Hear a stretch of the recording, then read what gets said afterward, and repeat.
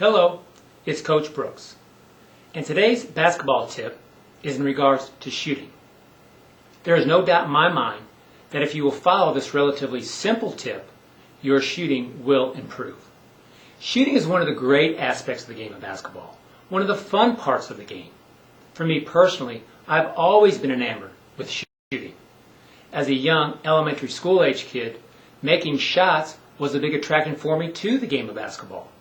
Yes, there were other elements that became attractive, but none ever surpassed my interest in shooting. In high school, I experimented with different shooting forms until I developed what was fundamentally sound and thus what was best for me. In college, I wrote a research paper on the mechanics of the jump shot. I've always had a passion for shooting. As a coach, I wanted to develop a balance between what I viewed as elementary presentations of shooting and the complexities of shooting. I would venture that anyone who's been around the game of basketball long enough has heard the use of beef in an attempt to explain shooting. Beef, balance, eye, elbow, follow through. Has some good teaching points, but doesn't give anyone a real understanding of shooting.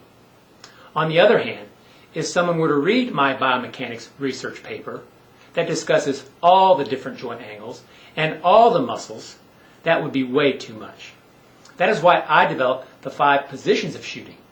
Knowing that it is mechanically sound and confident that it is comprehensive enough, along with possessing an easy understanding for anyone who wants to teach or improve his or her own shooting. Now today's tip involves the final position of shooting, the release finish, which is similar to the follow-through. As in all 5 positions of shooting, the release finish is critical to the proper mechanics of shooting. As the ball is being released, the entire body is coordinated with its movement and timing. In relation to the shooting arm, the shoulder, the elbow, and the wrist joints are involved in the shooting motion. As the ball is released, the shooting motion needs to continue until the elbow is completely extended and the wrist is flexed or fingers pointing down towards the court. Today's tip states that as you practice shooting, hold your completed release finish until the ball hits the floor on makes, and at least until it hits the rim on those rare misses before you have to get the rebound. Elbow extended, fingers pointing down. By doing this, it will allow you to more accurately evaluate and assess your shot.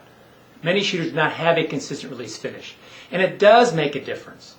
It is difficult to know why the miss occurs without a strong release finish. By following this tip, you will also produce more consistency in your overall shooting motion, as it allows the shooter to stabilize his or her shooting form. Holding your release finish is a relatively easy tip to perform, but without an intentional focus is not necessarily an easy skill to develop. Focus on developing your release finish, and you will have a better understanding of one of the 5 critical positions of shooting.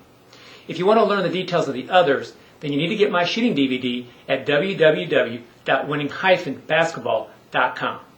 Thanks for watching, and here's to better shooting, because there's nothing better than watching that shot go in the basket and that ball come through the net.